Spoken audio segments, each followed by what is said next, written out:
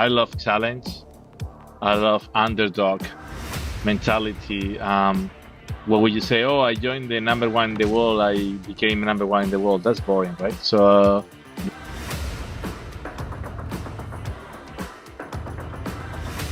Global Play, written headlined in your webpage. Are you thinking about expanding to US?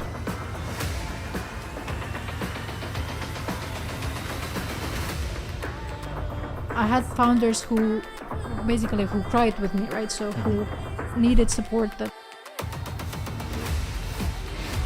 how can your company's brand always grow and evolve because when I think about any company, is it McDonald's, is it whatever the company is, I have some feeling about the company, right? and this is something very important, but it's very easy to lose, right? When you have less money to invest in a particular point, but you don't care about founders. How do you treat them? So I think it's also how do we treat failure, and we're in a business of failure. The difference is not how you treat success. The difference is how you treat failure. let me bring some more realistic things to this. It's all good mumbo jumbo, Yes. It increased my appetite, Hello, welcome to listening QLA Podcast, where we discuss everything related to winning in life, business, economy, personal development, and our mainly focus actually is to talk about those topics and experiences that the guests share with us. My name is Christopher Voolaid. I'm the host of QLA Podcast. And my name is Samuel Voolaid. Yes. And today we have very, very special guests here. Alexandra, great to see you. Thank you for having me. And also Cristobal in the Zoom. So he's currently in Malaga, or am I off? I don't know if you're in Malaga, but I am in Malaga. Hey guys, how are you? Great being here. Awesome. Before we start our first questions, maybe we usually share the backgrounds of the people as well, what they have done and so on and so forth, and their achievements. What do you think a listener or the podcast watcher could expect out of this conversation? I will vote for fun. Vote for fun. Some good discussions. Obviously, probably a lot of startup investment topics. And for sure, not Alex and I agreeing on everything, which makes things more interesting. Yeah, Okay. that's awesome. So I'll share the background as well. Alex and Cristobal are actually general partners, and Cristobal is also the CEO of Startup Wise Guys. And Startup Wise Guys is a well-known global accelerator for early stage companies and startups that can get basically funding, but also they can grow and scale their companies and their ventures.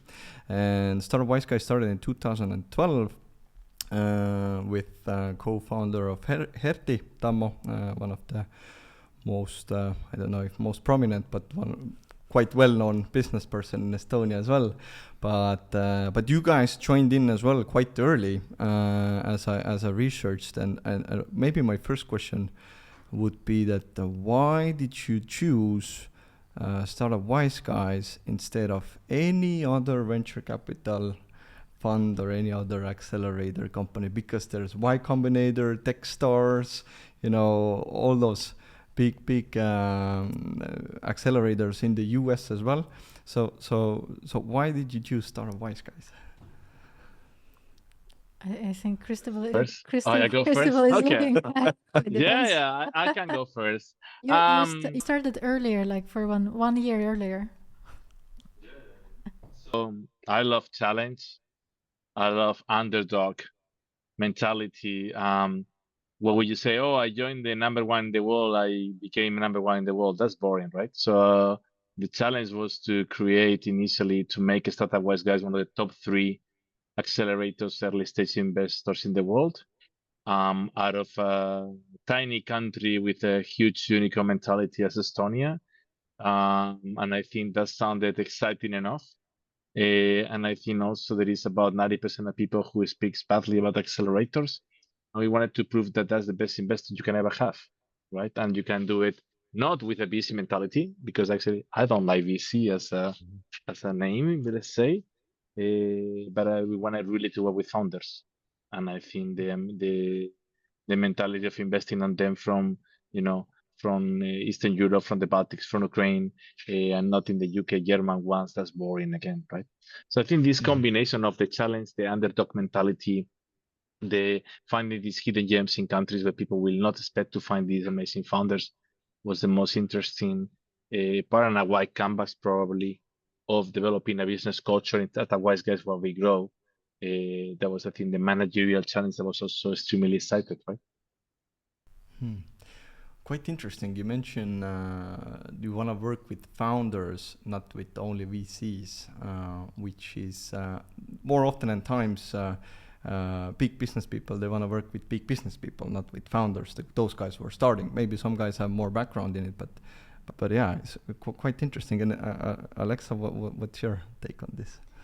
I have, I think, very less poetic story with Wise Guys, but it could be put in the poetic way as well. But I think I had no idea where I'm going. I think we had a chat with Cristobal, and I'm not sure I understood like 50% of what I need to do, where I'm going, what is happening.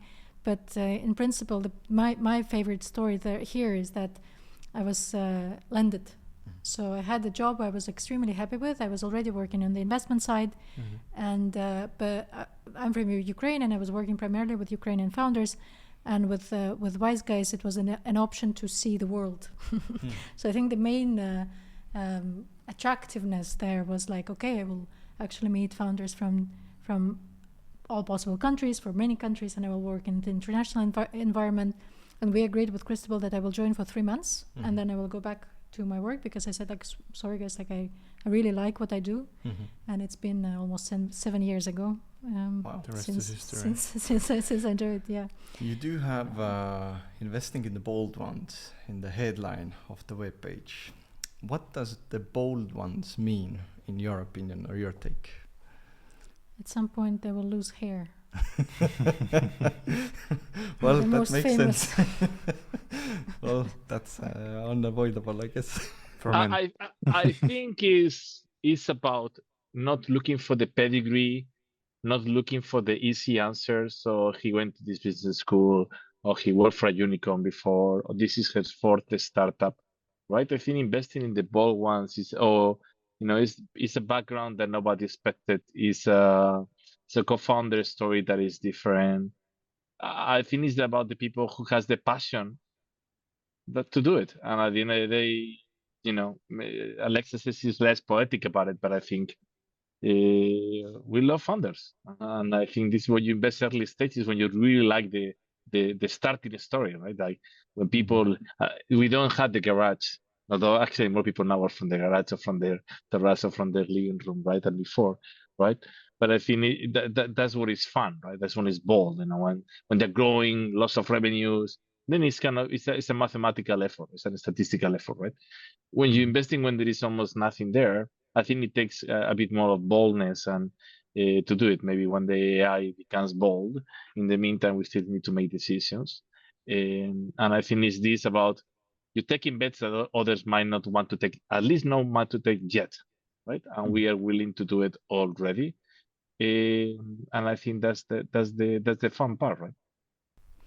I would actually add also, together with the bold word, would add the word dare, if you dare. And one of the things was that exactly what Crystal mentioned, like it is so early that the only thing that you can check, test, try, bet if these founders would dare to do what they want to do, but it also goes towards us as well as investors, because if we dare to believe these guys or girls and believe that they can do what they promise to do, and hopefully create a story when there's no numbers, when there's no cash flow, or there's a very limited numbers and limited cash flow. So of course this story is similar to many early stage investors, but yeah. Okay. A lot of Yeah, I actually have a more like a personal question to Cristobal. As your role in the company, as a leader, as a mentor, as a decision maker, you have been quite some time, a lot of experience. What has been the biggest challenge in the company?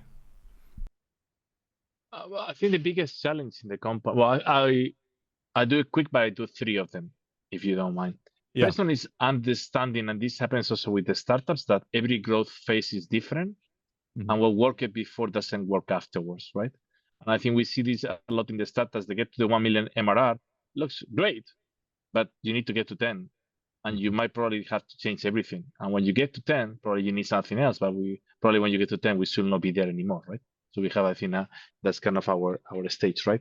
So to me, is that recognizing that what worked before didn't work, and that has been even more dramatic because, until COVID, the model was very physical, was very much there, etc. Right? Then we changed into a completely hybrid one, right?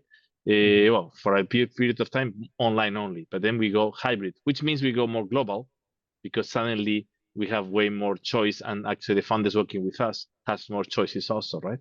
So I think that has been, and personally, has been maintaining the culture when we grow. We did grow a lot in terms of people. I think some of us were not ready, or some of our processes were not ready, had to scale back. Now we go back to growth. So I think is this idea about how do you maintain the culture, and how do you maintain the passion also when you have been there for 8-9 years? How do you revitalize yourself to say, now I'm the guy who has the passion to do it for 5 more years, not somebody else, right? Who maybe will come with more passion than you, right? So keeping this passion when it started to be it's almost a decade now, it's a challenge, right? And I think it's a mental exercise as a leader until are you the right leader in this time to take this company further, right? And of course, you need to answer to yourself, yes, at least, even if others might not think that, but at least you have to be convinced, and you have to have a reasoning why, right? Mm-hmm. Yeah, I totally agree because I've seen guys as well who kind of lose their mojo or their passion or whatever, and things start to fall apart. And when things are like all over the mess and everything, which it is usually in the early stage companies, then you gotta kind of find the direction. I wanted to touch point a little bit on the personal side of the things. Alexandra, you have a background in PR and public relations, which is what is not totally different, but a little bit different from the investment in the VC world and everything, and from the startups. I myself studied public relations as well in university. I don't, unfortunately, I haven't finished my thesis, so it's still ongoing process in a way. Sure. Sure. Yes, that's what they all say. Yeah, working is more fun. What's the thesis? But the lobbying world and the public relations and the government relations and those big corporates and everything. What did you take from that side of the things and implement it into this kind of vertical basically? Yeah, that's actually a very good question, because when I wasn't it's absolutely a previous life, definitely. So it's been. Well, it was like 10 years ago what I was doing with public relations. But I think one of the most important parts is that right now we're discussing this almost on a daily basis. It's one of the most common mistakes that people, not mistakes, issues, challenges that you see is coming from miscommunication. Someone said something that you didn't understand correctly or whatever it is. And then all these things, of course it's not the only reason, but being able to communicate, or at least know what is the direction or intention of the right communication, I think for me was quite crucial in anything that what I was doing. Plus public relations per se was what I did before. I was working in I was working both on the agency side and was also on the side of the IT company, the product company in the PR, and as similar to journalists, public relations specialists have to learn quite fast and understand topics that you don't, that you have no idea about and even don't have any interest about, which really helps on the investment committees and selection committees with talking with startups that you really don't understand what they're doing, and but you kind of can adapt in a way. So, so you kind of take the unknown or like readjusting and adjusting really fast with various topics or various industries, basically, which definitely might okay. Plus, like when talking with founders that don't have this particular background, it kind of, at some point, it is becoming like you see how much you can gain from the proper positioning, investing in the brand, investing in delivering your message properly to the different audiences. And this is something that founders that have, I don't know, technical background have to learn from scratch. And it's easy, hard, it's debatable, but they have to learn it from scratch. And that also helps to help them as well. And, if I may, Chris, I think maybe it's not PR, but as Alexa has been touching the point about branding, right? I think brand is something that is incredibly important for us as a company, but also for something that we really, as he says, as the startups, a brand is not a logo, it's not a website, it's way beyond that, right? And I think it's actually being clear about communication, and something that we have been experiencing a lot, and it's still a challenge for us, is how do you manage PR and branding global versus local, right? Because at the end of the day, you want to be global, and that's great, but at the end of the day, most of the actions with the startups are locally, even if we go online these days. And this is a debate we have a strategy meeting next week.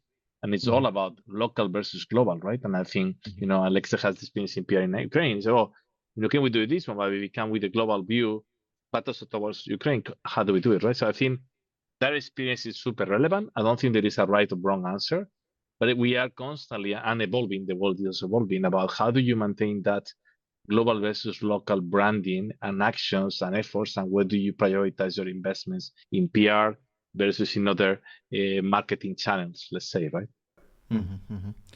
Yeah. I had a question in mind, which I forgot, but I think... I totally agree. And I kind of wanted to ask you, you kind of answered it already, but the idea was that how can your company's brand always grow and evolve and because when I think about any company, is it McDonald's, is it whatever the company is, I have some feeling about the company, right? Like Cristobal said, that it's not that the color of or it's the logo, it's the feeling that you get when you think about some company, right? But how do you? What are the key things? Is it the huge vision? Is it the culture? Is it the people? That how do you maintain like a good how can I say, like a brand that people trust and they believe in? Because like a lot of companies, they do like a big mistake and it can be devastating. What are the main things? Is it all or what would you say? I think I can start and Cristobal can add also. What I was thinking is that first, obviously, it's everything, and there's no one thing. And I would put the parallel with training within gym. You have different muscles, and one of the things is that there are two things that are very hard to overcome. What you have in mind as a concept that you learned today, but that is not relevant in 3 years, for example. And when brands are growing, some part of the audience like connected in the memory that this brand is connected. For us, it was also a challenge, like with these three countries, because like we are in Baltics, for example, but then we grew to Spain, we grew to Italy, we grew to Denmark, we opened up Africa, but then like a bunch of people that learned about us 2 years ago, 3 years ago, 5 years ago, don't know about this, and they still connect you with what they have in their memory. Which leads me to the point is that you have, like with the exercises, you have to invest pretty much on the daily basis, some touch points, reminding people, growing. So it's like anything, you have to repeat, coming back to communication, repeat and educate and expand. And this is like something that everyone in the team can do should do in a way on the daily basis. Yeah, it reminds me of the movie Thank You for Smoking, but it's an old one, but yeah, it's a good one actually. But I would say it's a lot about lobbying also, but yes, there's a lot of brand consistency there, right? I think, but remember, like one of our we are not that many employees, let's say, right? So even if we are a very large company for our sector, but you have a lot of ambassadors out there, right? So you have founders, you have LPs, you have mentors. So suddenly, you go to LinkedIn, it looks like 600 people works for us, right? If you see all the people who use our logo, right? So to me, it's how do you manage to create a consistent experience across so many different stakeholders that at some point, at least, there is a number of homogeneous things that come out of the relationship with the brand, right? And I think, so you said color doesn't matter. Color matters. Red matters because red means something for us, and it's about passion. Yeah. It's about energy, and I think this is one of the things that, for example, that we want to make sure that we keep there, right? So when you meet us, you see that passion, that energy, and again, it doesn't mean just charisma, because Estonian guy comes across very different than Ukrainian and that Spanish, but you still see this deep passion for what they do and for the startups, right? And this is what it's about. We care about founders, and this is something very important. But it's very easy to lose, right? When you have less money to invest in a particular point, but you don't care about founders. Founders in this current environment, more founders their business go bankrupt. You don't care about them. How do you treat them? So I think it's also how do we treat failure, and we're in a business of failure. Like in any VC, 18 failed to make it. So you have way more failures than success. The difference is not how you treat success. The difference is how you treat failure, and how you treat founders at that moment of need, at that moment of almost sorrow, grief, right? And I think I tend to believe, and I really want to believe, that there is when we are different, right? And but again, and all our stakeholders around say, are we consistently doing that? And that's very difficult, and that's I think what Alexa says. There are many touch points. It's over time. You can fail it all across the chain, but hopefully we make it right much more than not during those times, right? Agree. It reminded me your accelerator program as well, that you have different stages, as I researched as well, and I'm quite. I remember, Cristobal, you said one time to me that you have the capacity to run 14 different cohorts or accelerators at the same time, and there ain't many accelerators who can do that in different verticals. I mean, it requires tremendous effort, because Google runs their own accelerators in their own companies. Some banks do it, to get innovation going. My question for you guys is, so many accelerators use kind of the path that those big giants have laid out the path. What actually differentiates you from that? Because you were chosen last year the best, yeah. So, but it's easy to say we're the best, yeah. Marketing, we're the best, we're everywhere the best. But actually, what's the main thing that the founders and like starting players who come to the to the training camp, basically get their reps in and so on and so forth, what they get out of it, basically? What's the main thing? Alexa, I'll go this one first if you don't mind, and then I'll let you come after. I think one key thing that we try to tell people is that this is not about going to class, right? And you said training, and said we assemble more the word to coaching, right? We're coaches, right? And we're practitioners, right? So if you go in a workshop about sales, I'm not going to tell you 2 hours of how to do sales. Suddenly say, how many customers have you interviewed? None? Okay, go there and do customer interviews. Come back with the results, and then let's talk about how do we make this one, right? So I think what you can expect is, and the people say, oh, I don't have time for classes. We are running the business. We're just trying to put a more organized way to run your business, and to make sure that you have all the main things in place when at this stage to grow, right? And to prepare yourself to scale. Because sometimes you grow, but you have no way to scale afterwards if you do it wrong, right? And that's way worse to know a year later after you have raised money and you have the other things, right? So I think it's this idea that we are there to work together, and that you're working with people that is almost no theory, right? It's all about practitioners. And the second one, I think, is building this personal component that allow us for the founders to trust us in the human side. Because I think at the end of the day, leadership 80% of the times they're going to call you when they really have a problem. I need to fire somebody. I need to hire somebody. I don't get along with this. I'm not feeling comfortable. I'm feeling that I'm not the right person.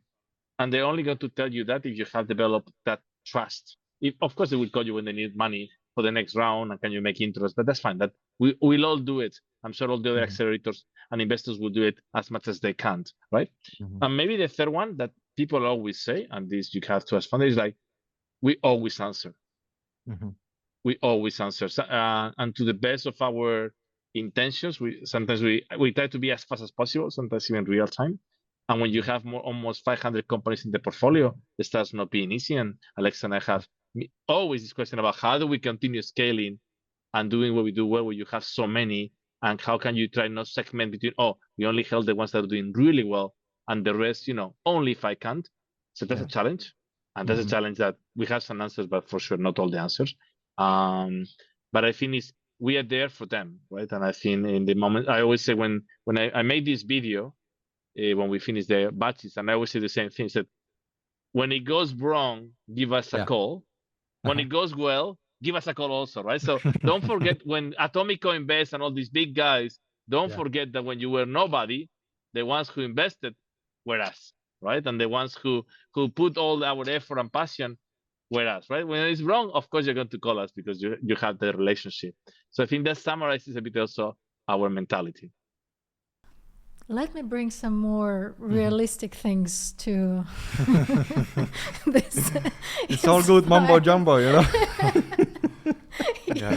It increased my appetite,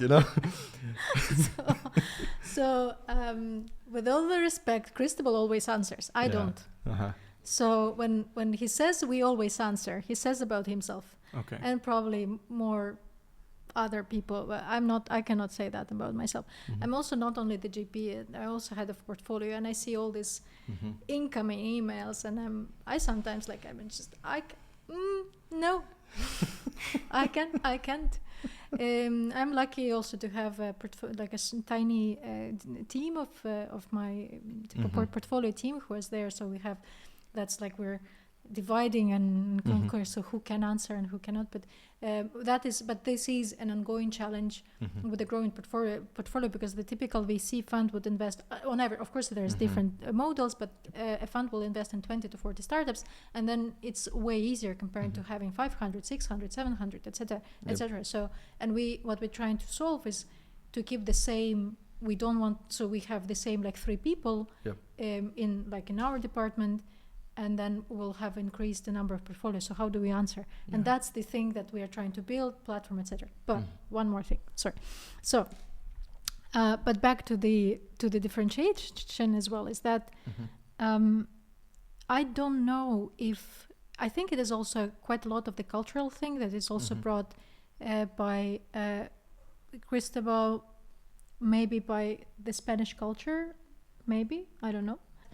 But when I joined Wise Guys, one of the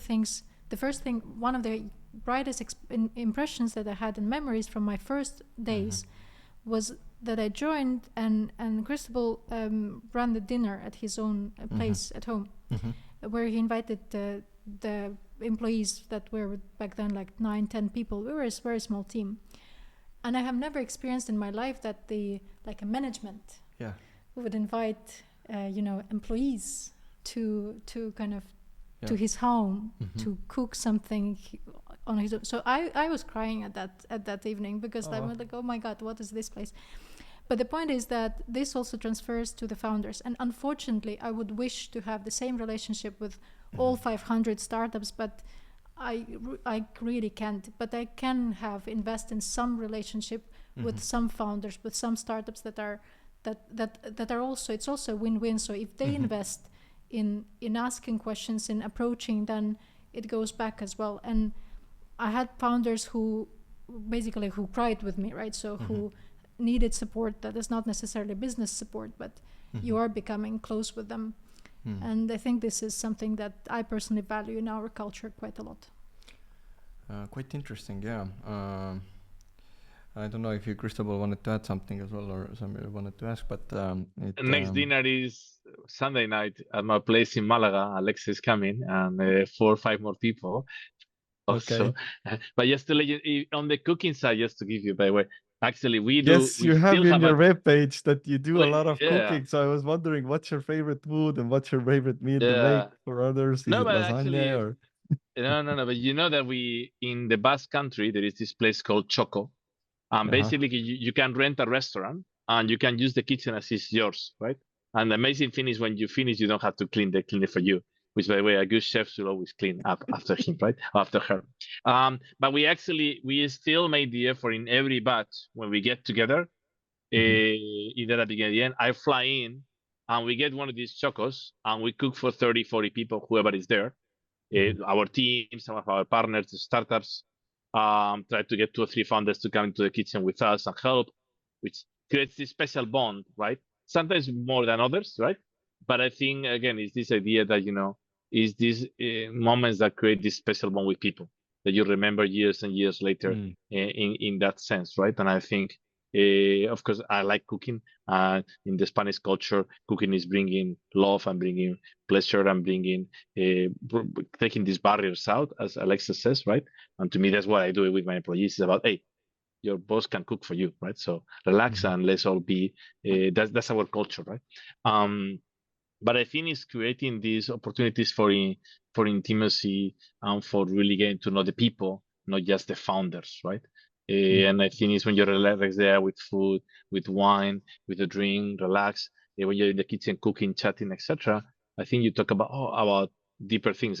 Most chefs will tell you that part of their job is to bring. Again, it happens mostly in cultures with food. Bring your childhood memories when they're cooking for you, and because that brings the most kind of the things that are the deepest inside you. Your grandma cooking brings almost always a tear for you because you remember something very special from your childhood, right?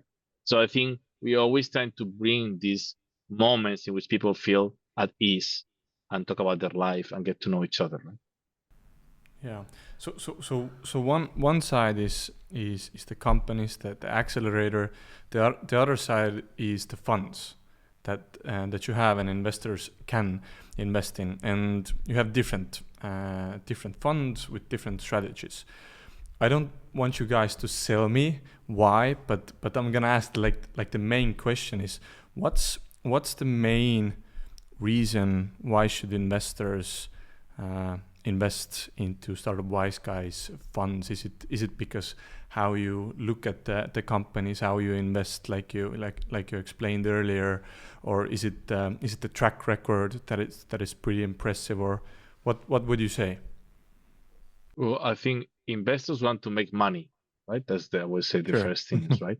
Main thing. And I think we need to convince them that we are going to give them one of the top returns in the market, right? So I think one of our key jobs is to explain to them on a general basis that there is a perception that early stage is more risky, right? And to me, one of the key jobs is to explain the opposite.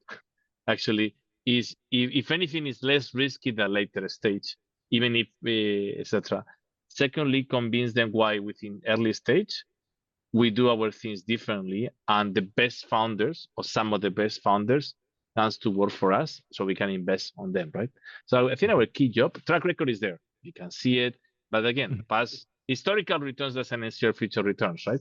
Although, of course, it eases the conversation. But I think to me is convincing them why our approach is going to bring some of the best founders to work with us. And in early stage, it's all about team. So you get the best founders, you're probably going to go at the end of the day, some of the founders who are going to make it, and then explain that our thesis, which is early stage, is about volume.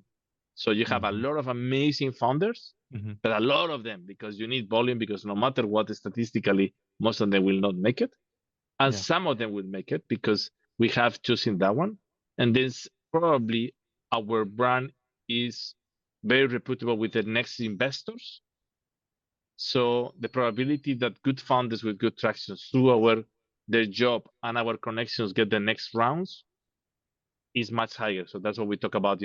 We have a 43%, between 43 47, depending on how we're doing, follow-on rate. So companies that after us are invested by us and others, which is the biggest proof that probably they have an extra chance to make it, right? So if you make 47% 3 times, we have made it as an investor.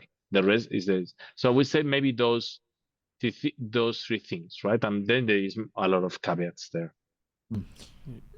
I would also add also that I would divide the limited partners into two groups that are passive and active, because the passive ones would care about the track record and the returns that we have. We can show with the evidence, and that is super fine. But then there's also an active ones, meaning it's either the VC funds that are slightly later and would get the pipeline, or business angels that would want to. So both these like active categories of investors would want, so among their goals would be also to interact with the founders, with the companies. And then when it is happening through the programs as well, it's there's a set structure that they can contribute and interact with.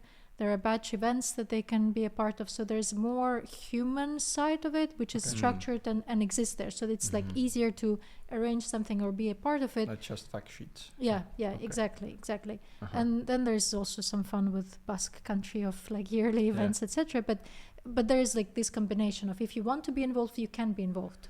How often have you seen, guys, investors link up during your events and create something out of it? What do you mean? Like, because I've seen the investor list. I mean, quite, let's say, famous names, prominent players in Central Europe, some banks even as a limited partners or strategic partners or anchor partners even. But the angels and the high net worth individuals, the business owners, that are entrepreneurial minded, have been in business 10, 20, maybe even 30 years or more. Have you guys seen, like, you have an event for investors as well, I think, every year. Have you guys seen them link up in some way and create something out of it because they were at your event or anything? Have you ever heard a story or something? We have many stories, good and bad, I think. But again, I think it all depends. I will only tell you the good ones, right?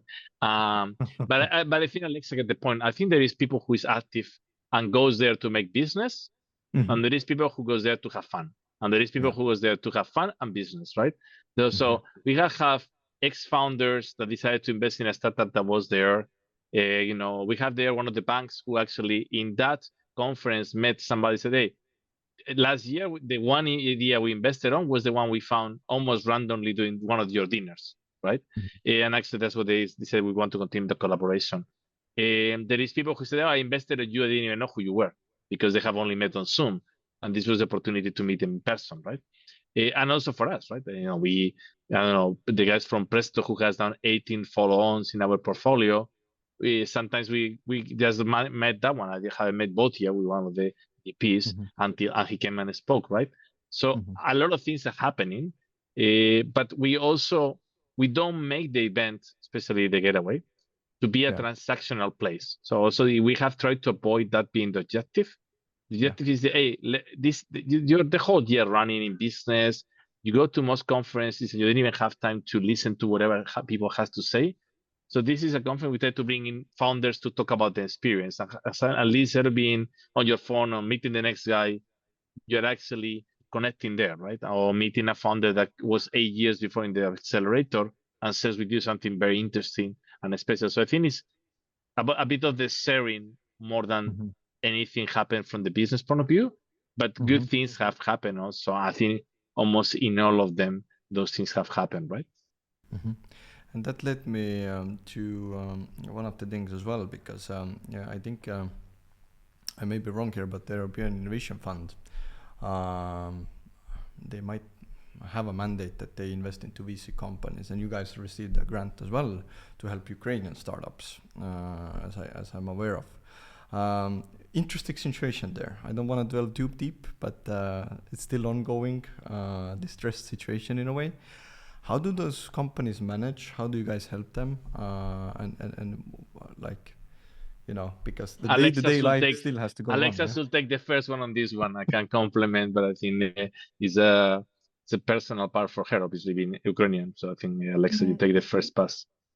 Chief Ukrainian officer, so I'm responsible for that part.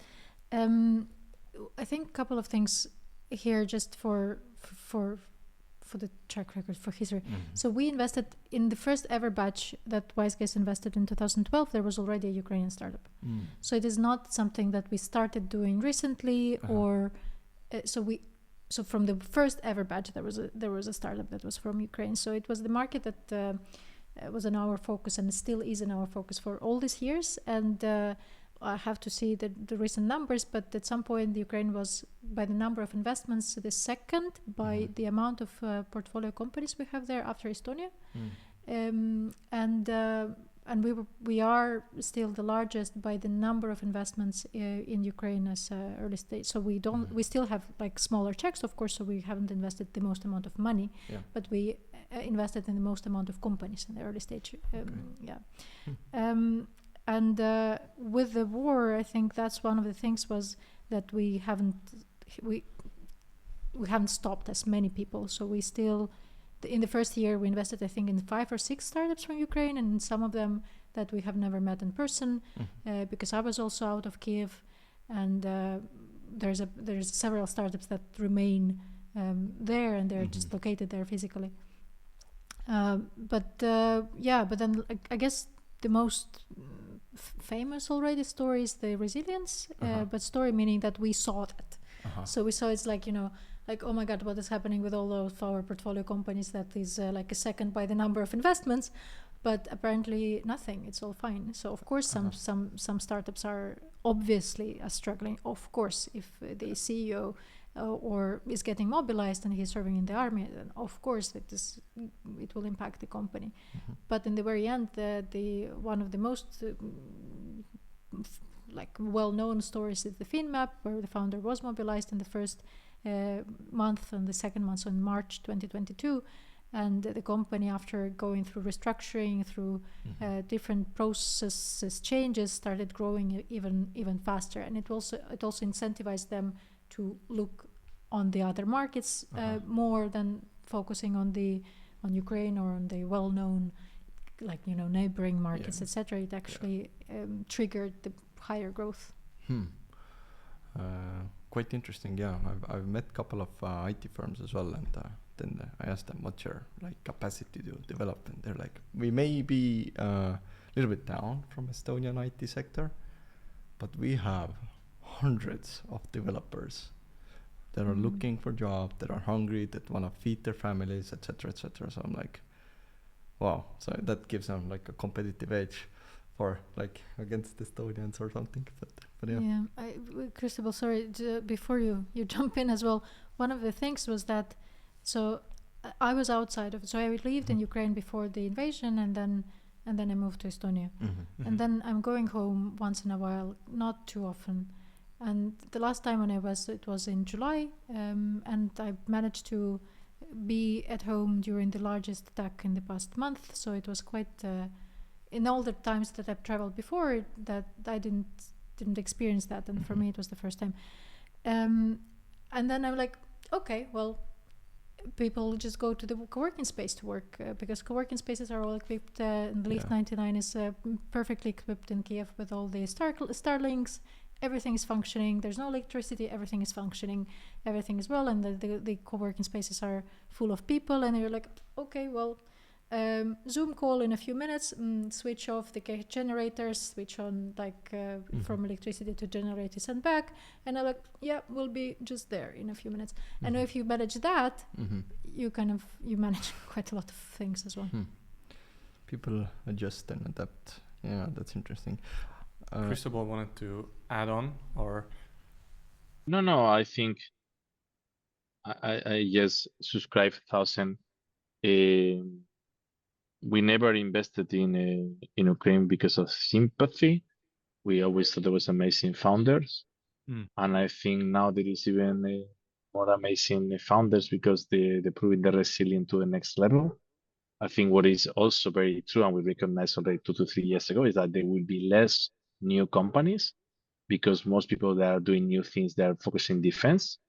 But again, we're also a cybersecurity and defense investor. So we actually have invested right now in a defense Ukrainian company very recently.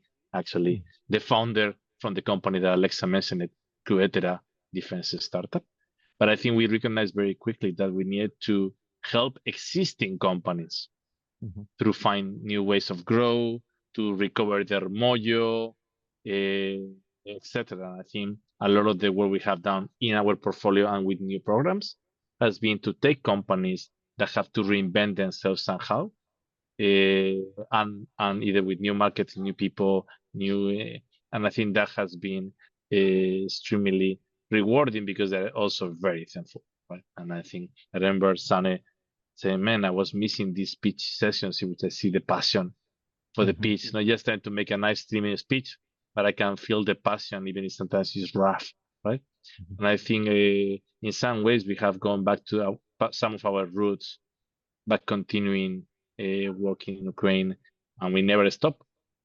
Just change it the way we did, but it has never stopped. But the word is there. We can also have to be very clear that we try to make it business as usual, but there is a war going on, and it impacts hundreds, thousands, millions of people. And for us, when we do our own Ukrainians in the team, sometimes there is better days and worse days. And again, when Maria, when Alexa, when they go to Ukraine, made even more sense. But also, let's not forget that. So when we take it, business, let's continue life. Life goes on, work goes on, and we cannot forget that. I mean, we try not to forget that. It was interesting that you added on, because that would have been my next question, that sometimes for investors or for people, when you say that, hey, I invest into companies that operate in Ukraine, it may seem that, hey, I am saying that because of, the situation. And some investors are like, oh, but it's actually because you do the diligence, you actually see those opportunities and those companies that are actually really potential and promising. So yeah.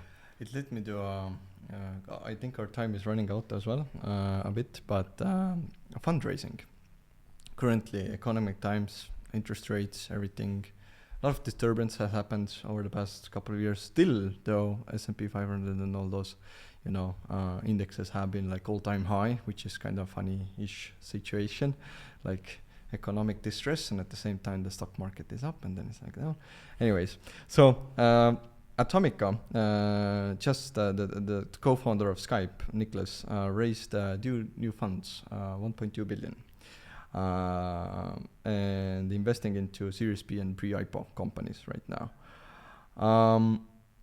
which led me to a question, because a guy, a person, Ilya Sutskever, I think it was his name, who was the former chief scientist of OpenAI, just raised 1 billion from various. I don't know if you heard the story, but his new AI cyber startup. Now the company has been live 3 months and basically doesn't have a product, as I understand. And I'm like, most investors and VCs want to see at least a working MVP or something, yeah? But the question for you guys is that, are we witnessing a disparity in the fundraising landscape? Or where some selected individuals or firms just have an easier access to capital? Because I've seen it's always been the case. Like there is no doubt. By the way, the evaluation was 6 billion with no MVP, and actually not even clear speech. It's just, we're going to move this one. But hey, when you're that guy and you have those friends, you raise that way, and if they lose 1 billion, be it, right? It was fun. But it's always the same, right? The Sequoia will never have an issue to raise the next fund. Probably even Northstone, Atomic Coin. So those guys, they won't have any problem unless they run 4 funds in a row in which it all goes down, right? So there's always people who has access to different pools, and there is tons of people who says, I only invest in those top tier, and top tier for them also means top tier later stage, because I think we are top tier, but we're early stage and we're mostly European focused, right? So of course you have asymmetry. That's life. It's unfair. That's life. You have to work harder. That's life. So it is what it is. And also, while the harder times means your portfolio valuation is not going to go up as high as before, your exits are going to slow down. So it's going to be more difficult for you to prove your results. Yes, I always tell to people, but I will be here. 5 years from now, I will be here. 10 years from now, I will be here. And maybe you say, I should have invested before on these guys, right? And that's the only thing we can tell them is keep working and keep explaining why the money is needed now and why the money is needed at an early stage and why historically the best investments are done today. You don't make the best investments on the up time because then the valuations are going up. So you should be investing the most now, not waiting for 2026 where the whole market recovers because then everything is going to go up, especially again, in early stage, the time to invest is now. So then all those guys with Series B billions and billions, we love to invest in your portfolio once it goes, right? So this is why they should put the money now there. You have the most access to talent because a lot of talent was fired, right? So there was never easier access to talent in the last 5-6 years than now. You have a lot of arbitration because everything is online. There's a lot of remote-only companies. And you have easier access to some of the technologies because AI is actually real in some ways and it's creating a number of accelerating access to tools, to technology, to data analytics, etc. So the time to invest is now, and that's what we try to convince them. Convince some, and others says, "Oh, let's see, let's maybe talk later." So okay, later we'll be here. Since you bring up AI, are you guys integrating AI into your everyday operations as well? Of course, like you can use ChatGPT. It may not be 100% accurate, which I believe it's not. But how do you guys integrate it into your like operations, evaluating companies, doing background search, or even I don't know, sometimes even financial modeling, due diligence, and so on and so forth? Do you do it, or it's more like, hey, I'll just look at the Excel. This is the real shit. I actually don't think neither of the two. Alex is asking as head of portfolio to get more budget to more tools so we can do more data crunching. So I think for sure we can leverage way more data, and we want to invest on it for sure. I still, from the investment point of view, everything is very different when the portfolio assessments, other things. But again, if you're doing early stage investment and we say that everything is team, I still believe AI won't tell me who are the best teams. Who are the best teams that I want to work with? They might say statistically, this seems to be the perfect background for doing this investment at this particular time. I still say, do I want to work with that person? And does that person wants to work with me at our valuation? So I still think a lot of the team part is what we bring that is differentiating on how we make investments. But I think, you say, are we overusing or underusing? For sure, we're underusing still data, and we have a lot to learn. But this is one of the, again, it's not because our portfolio team is not pushing. We wanted to do it, we want to do it. And this is something that for sure we need to put more into how we work overall. And way is not ChatGPT, right? Yeah, It's real, true data analytics, data crunching, machine learning. That really, really is powerful, and it can bring way more than we can leverage. But Alexa, maybe you want to, for sure, you want to. Oh, I just want that software. Yeah, see, so it's Like not because that when? we don't want Samuel, to. you It's have a like, business idea now. Build the software. yeah, it's really good to hear because I talk with a lot of investors and the main thing that I see actually with my own eyes is that the color red actually means that you're passionate, actually means that you want to involve, you want to be innovative, because like, yeah, we have you have done great things, here are the numbers, here are the track records, but we gotta work, we gotta evolve, and that's really good to hear, especially for investors, that we actually have to be better always. But I have a personal question that we usually ask everybody who. It's a tradition, yeah. Yeah, it's like a little tradition. But what means the word win? What means winning for you, Alexa, and then Cristobal can answer. Alexa goes first on this one. Yeah. It depends if I get what I want or what I need. Because if I invest in startup that I want to invest. Is it a win or not? A win. What if that startup collapses? Does it mean that that was a win or not? It's a loss. What if that startup creates the next startup and offers us shares in the new company? Is it a win or not? Probably a win. What if that they collapse again? So I think in the immediate thing for me, of course, getting what I want would be something that I would value. But in the very end, there's also a different difference between the emotional kind of satisfaction in the moment, but also understanding what happens next, what happens in a few years, and what was that. So I think I'm getting too much philosophical, but in principle, I can see if that was a win or not, just through the time frame. So for me, it reflected as you still have to kind of mirror back or reflect back, even though it felt like a win at that time. So it's constantly might change. My favorite story is the startup that I really wanted to invest to get in the batch, which we almost ended up in court. Oh, I was so happy getting them. Yeah. At a discount or just? Okay, well, fun. We got the money back. We got the money back from them. So that was was that a win? Was that a win? Right? We could just not invest it and probably save a lot of pain. So, by the way, it's a very good question. Make me reflect. And I play basketball. So in basketball, it's usually very simple to understand when you win and when you lose, right? And I think in our businesses, of course, winning is having a great exit and returning 3, 4, 5 times to our investors their money, which means also we make money, etc. Okay, that's a very material way to understand win. I would say probably for me is 2 things: is that material things, so that resources don't limit what we want to do. Okay, so if I want to invest in 100 amazing startups, they are not limited because I only have money for 80. Right? Is that I don't find the 100 greatest startups, right?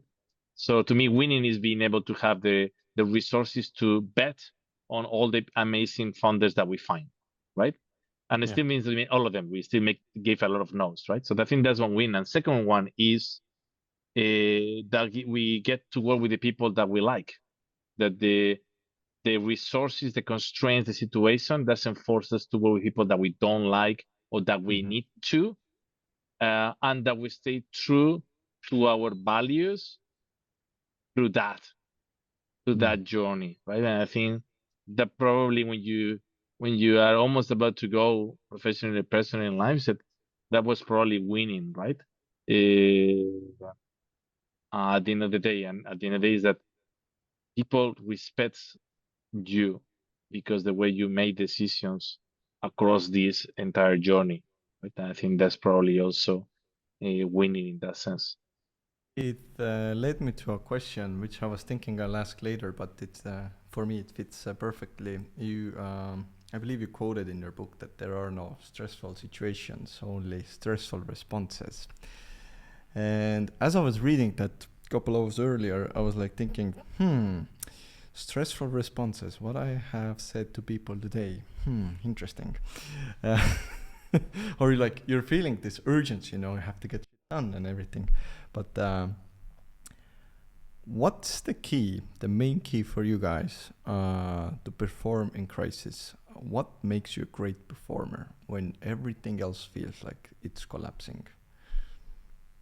Or there's I don't want to say in the swear words, but anyways, storm out there or hurricane. At the end of the day, a crisis is nothing else than making decisions under more pressure. So I think it's basically have the calmness to still make good decisions and to prioritize people in all circumstances among everything, right? And which sometimes means I need to fire these people because that's the only way to keep these other people, right? But you need to be cool about it and you need to understand it. So to me, it's about you will have your first minute or your first 10 minutes or your first hour in which you want not to be there. you hate the situation. Sometimes you cry, you release it, but then you put yourself, say, okay, time to make decisions. And you win if you start making decisions in a calm way and prioritize properly those decisions, right? And I think it's also putting, again, people on the top of the agenda.